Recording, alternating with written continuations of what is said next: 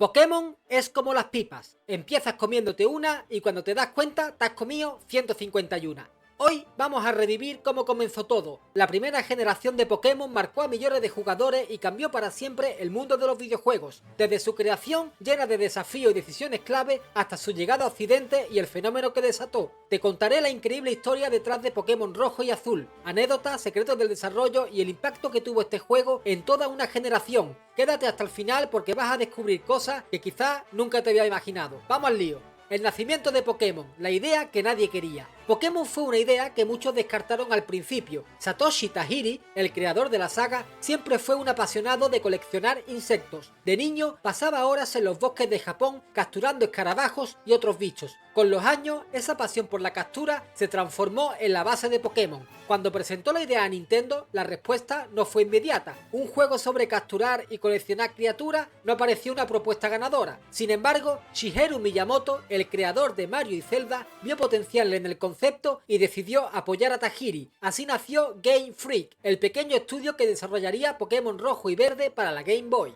El desarrollo no fue fácil. Al principio, los gráficos eran simples y las mecánicas no estaban claras. Sin embargo, todo cambió cuando decidieron aprovechar el cable Link de Game Boy, permitiendo a los jugadores intercambiar Pokémon entre las consolas. Esa fue la clave del éxito. Durante el desarrollo de Pokémon Rojo y Verde, Game Freak diseñó un montón de Pokémon, pero muchos se quedaron fuera de la versión final. Algunos de esos diseños descartados reaparecieron en generaciones posteriores, mientras que otros desaparecieron para siempre. Uno de los casos más curiosos es el de Raidon, que fue el primer Pokémon diseñado. Por eso, si te fijas en las estatuas de los gimnasios de Kanto, siempre verás a Raidon representado. Además, Pokémon Rojo y Azul no fueron las primeras versiones del juego. En Japón, los títulos originales eran Pokémon Rojo y Verde, pero cuando se lanzaron en Occidente, decidieron basarse en Pokémon Azul, que tenía gráficos mejorados y corregía varios errores de las versiones japonesas. Otro dato curioso es que Pikachu no estaba pensado para ser la mascota oficial. El primer Pokémon que iba a representar la saga era Clefairy, pero los desarrolladores cambiaron de opinión al ver que Pikachu se hacía más popular gracias al anime.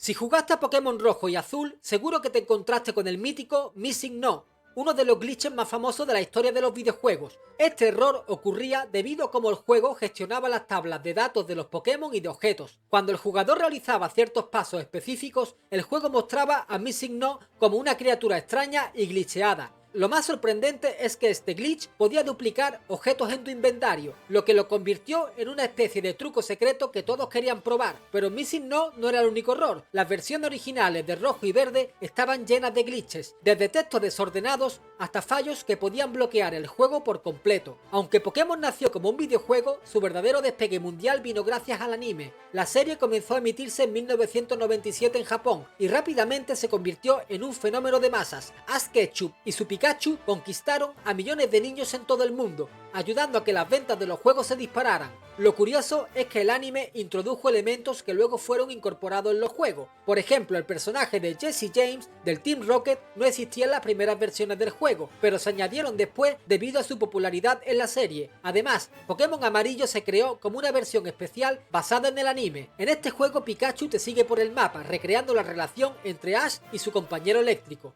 El desarrollo de Pokémon Rojo y Azul estuvo lleno de anécdotas y curiosidades. Una de las más sorprendentes es que Game Freak casi se queda sin presupuesto en varias ocasiones. Satoshi Tajiri no cobró ni un yen durante gran parte del desarrollo, confiando en que el proyecto sería un éxito. Pokémon fue un éxito instantáneo en Japón, pero la verdadera prueba fue su llegada al mercado occidental. Nintendo sabía que tenía algo grande entre manos, pero adaptar Pokémon al público estadounidense y europeo no fue tarea fácil. Uno de los primeros desafíos fue el nombre de los Pokémon. Muchos nombres japoneses no tenían sentido fuera de Japón, así que el equipo de localización tuvo que reinventar gran parte del juego. Charizard, por ejemplo, se llamaba Lizardon en Japón, mientras que Bulbasaur era Fushigidane. Cada nombre debía ser fácil de recordar y pronunciar para los niños de habla inglesa, manteniendo al mismo tiempo un toque de fantasía. Además, Nintendo lanzó una campaña de marketing masiva en Estados Unidos para acompañar el lanzamiento de Pokémon Rojo y Azul. Se organizaron torneos, concursos de cartas y y emisiones especiales del anime para crear un mayor impacto posible. Y funcionó. Pokémon se convirtió en un fenómeno cultural prácticamente de la noche a la mañana. Tras el éxito arrollador de la primera generación, Game Freak sabía que no podía quedarse ahí. Pokémon Oro y Plata, la segunda generación, fue una evolución natural del juego, pero con muchas mejoras y secretos adicionales que hicieron que los fans se enamoraran aún más de la saga. En esta generación se introdujeron 100 nuevos Pokémon, entre ellos Lugia, Ho-Oh y Tyranitar, que se convirtieron rápidamente en favoritos de los fans. También se añadieron nuevas mecánicas, como el sistema de día y de noche, que afectaba la aparición de ciertos Pokémon.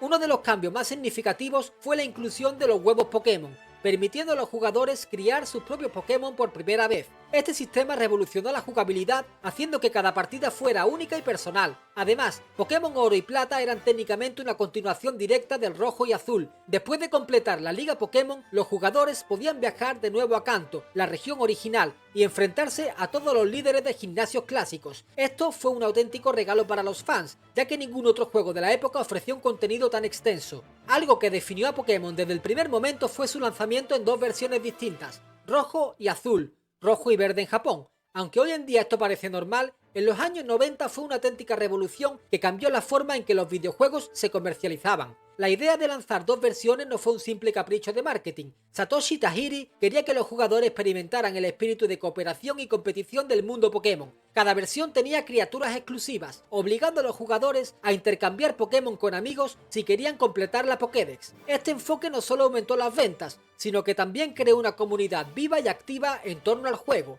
Además, Pokémon Rojo y Azul popularizaron el uso del cable Link de Game Boy, una función que hasta entonces había pasado casi desapercibida. De repente, los patios del colegio estaban llenos de niños intercambiando y combatiendo con sus Pokémon. Nintendo nunca había visto nada igual, pero la estrategia del doble lanzamiento no estuvo exenta de problemas. Game Freak tuvo que equilibrar cuidadosamente las dos versiones para que ninguna de ellas se sintiera superior a la otra. El proceso de decidir qué Pokémon serían exclusivos de cada versión fue largo y complicado. Incluso hubo un debate interno sobre si incluir a Pikachu como Pokémon exclusivo en una versión y Clefairy en otra. El éxito de esta estrategia no solo aseguró el triunfo de Pokémon, sino que sentó las bases para lo que sería una tradición constante de la saga, desde Oro y Plata hasta Espada y Escudo. Cada generación ha mantenido el lanzamiento doble, fomentando la conexión entre jugadores y creando un fenómeno social único en la industria del gaming. Pokémon Rojo, Azul y Amarillo marcaron el inicio de una saga que sigue viva después de más de 25 años. La primera generación nos dio algunos de los momentos más icónicos de la historia, pero eso fue solo el principio. Si quieres que continuemos con la segunda generación y descubramos cómo evolucionó Pokémon en los años siguientes,